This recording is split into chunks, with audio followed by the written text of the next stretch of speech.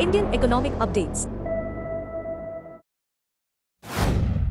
Indian Railways is gearing up to introduce its first Vande Bharat Sleeper Express later this month, with the inaugural service expected on the Delhi-Patna corridor via Prayagraj. Timed around the festive season, the debut aims to offer faster overnight connectivity, cutting travel time to about 11.5 hours, while providing airline-like comfort at train fares. Officials indicate that alternative routes such as Delhi-Ahmedabad and Delhi-Bhopal remain under consideration, with final deployment decisions to follow passenger demand assessments. Redefining long-distance night travel, built on the proven Vande Bharat platform, the sleeper variant will feature 24 coaches, designed for speeds up to 180 km per hour and an operational range of 160 km per hour. Unlike the current chair car services limited to daytime routes, these trains are tailored for overnight journeys. Coaches will include USB-enabled reading lights, modular pantries, CCTV surveillance and upgraded fire safety systems, marking a significant leap in passenger comfort and safety. Scaling up production to meet long-term demand, the Integral Coach Factory (ICF) in Chennai has already rolled out one prototype rake for trials. At present, 10 sleeper rakes are in production, 50 are underway, and 200 more have been contracted, bringing the planned fleet to 260 units.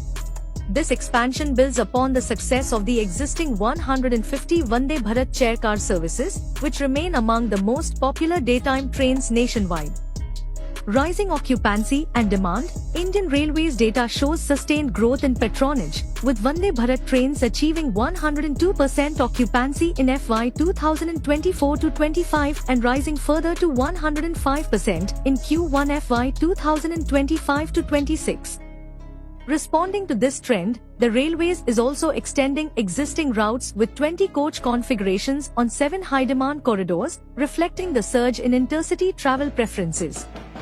Part of a larger modernization drive, the introduction of sleeper services aligns with the Railway's broader modernization strategy. Over the next 5 years, the national transporter will manufacture 17,000 general and non-air-conditioned coaches to serve budget travelers, while simultaneously investing more than $22 billion in infrastructure upgrades for speed, capacity, and safety enhancements. Strategic leap forward, with the Vande Bharat sleeper rollout, Indian Railways is not only addressing demand for faster overnight travel but also setting the stage for a wider transformation of long-distance passenger services, balancing premium comfort with mass mobility across India's rapidly expanding rail network. West Bengal, a sacred land of strength and spiritual heritage, has guided India toward new horizons in industry, culture, spirituality, and nation-building.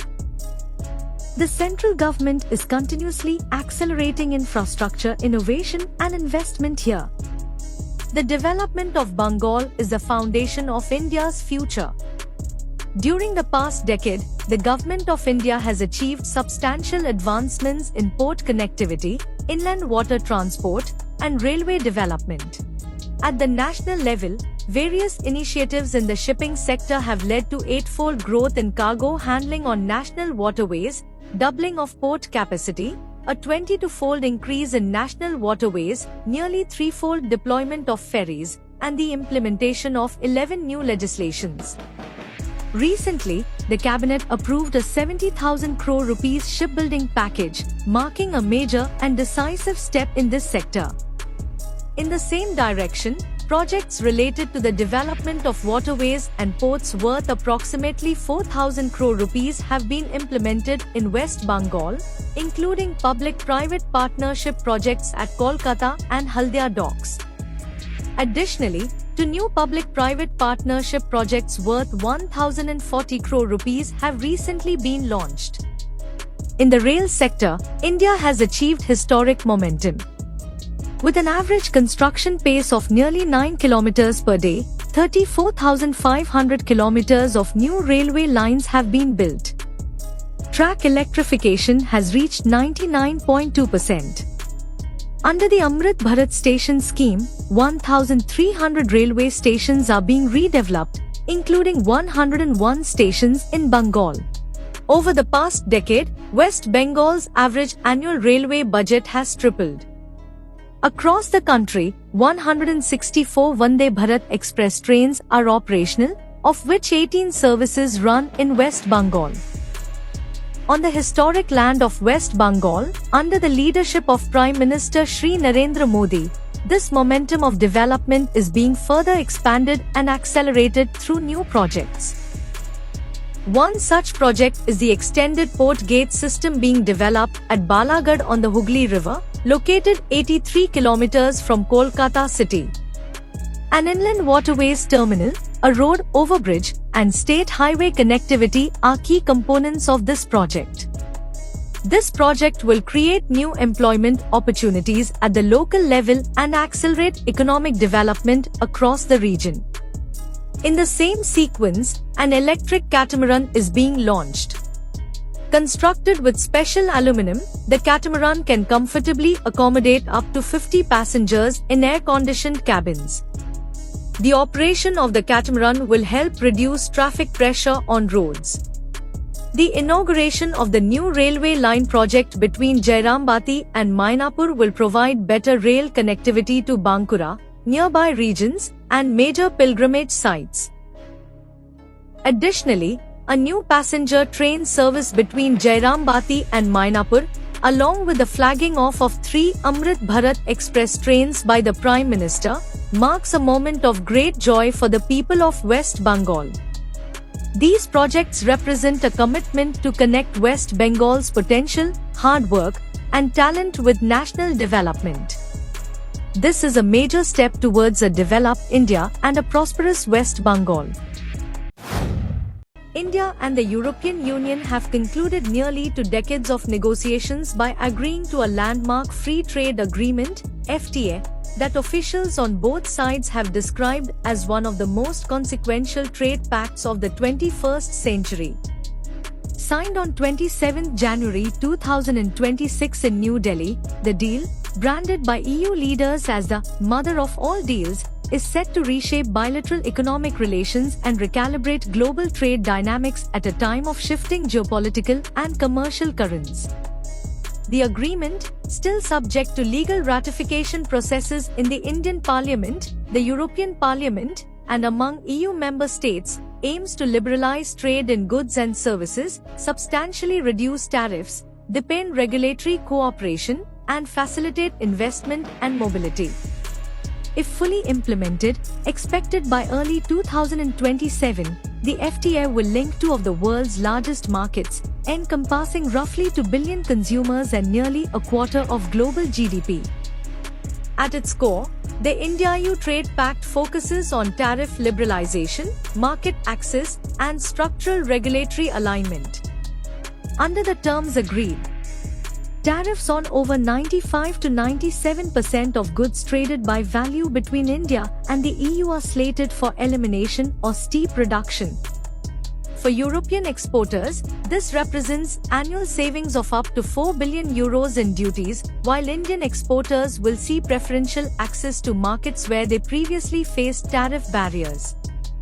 Under the India-EU trade deal, India will sharply cut automobile import duties from levels as high as 110% to around 10% for a quota of roughly 250,000 vehicles a year, giving European carmakers unprecedented access to India's fast-growing auto market.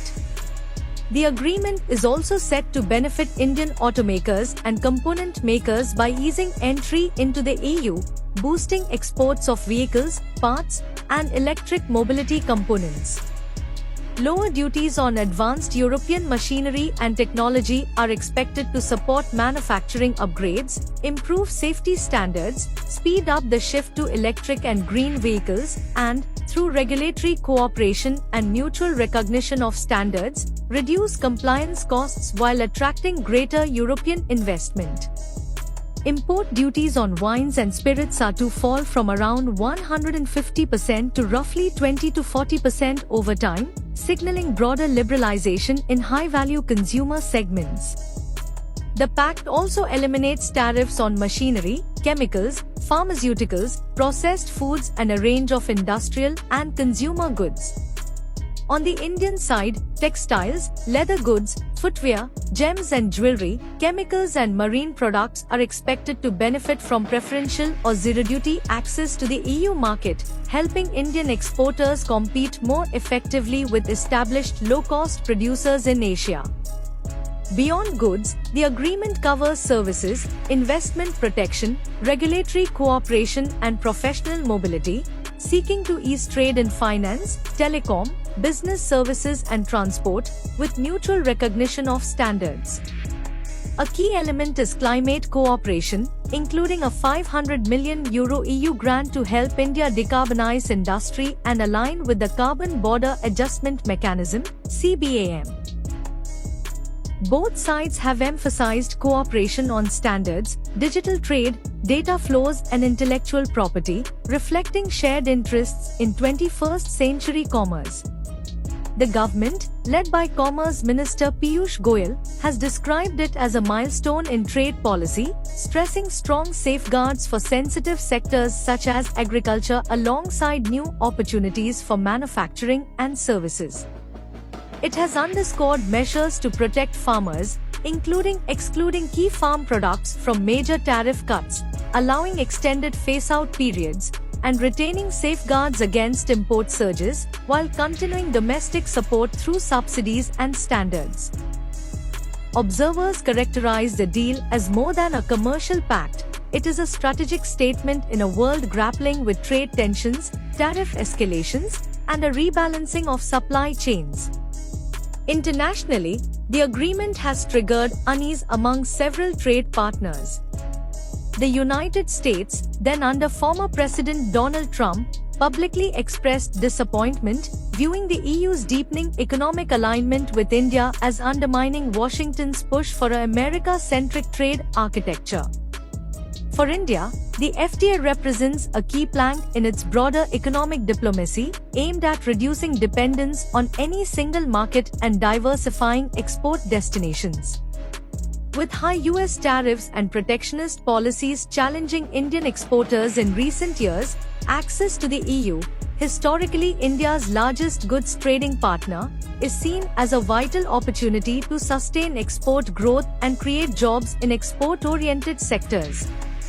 Pakistan and Bangladesh are also expected to face adverse effects, as India's preferential access to the EU could erode their competitiveness in textiles, apparel, and leather exports, sectors where they rely heavily on tariff advantages. Turkey, a major exporter of industrial goods and garments to Europe, may similarly confront intensified competition from Indian manufacturers benefiting from lower duties and improved market access. With legal ratification likely by late 2026 or early 2027, industries are gearing up for phased rollout, as analysts expect Indian exports to Europe to double in 5 years and deeper integration to boost FDI and strengthen Asia-Europe supply chains. The India-EU FTA stands out as one of the most consequential trade agreements of this decade, not only for its scale and ambition, but for its symbolic affirmation that open markets and strategic partnerships remain central to global economic stability in an era marked by rising protectionism and geopolitical competition. India is advancing plans for the Ultra Long Range Strike Aircraft, ULRA, a stealth strategic bomber designed to fly over 12,000 kilometers without refueling, enabling strikes on targets as distant as New York while carrying BrahMos-NG cruise missiles. Inspired by Russia's Tupolev Tu-160 and aimed to exceed the US B-21 Raider's 9,300 kilometers range, Ultra Long Range Strike Aircraft underscores India's ambition to shift from a regional to a global strike posture. Equipped with stealth shaping, variable sweep wings, and a 12-ton payload including 4 BrahMos-NG missiles, Agnivan-P short-range ballistic missiles, laser-guided bombs, and anti-radiation weapons, ultra-long-range strike aircraft would dramatically enhance both conventional and nuclear deterrence.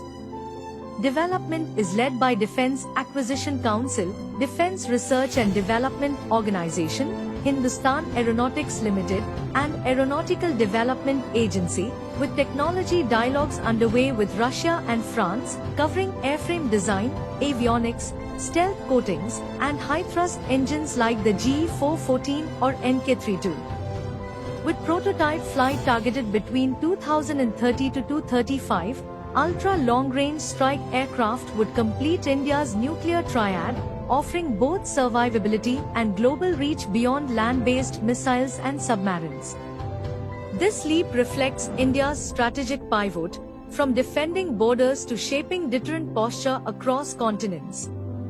A successful ultra-long-range strike aircraft would place India among the elite club of bomber-capable states, signaling to the US, China, and others that it can project aerial power anywhere, anytime.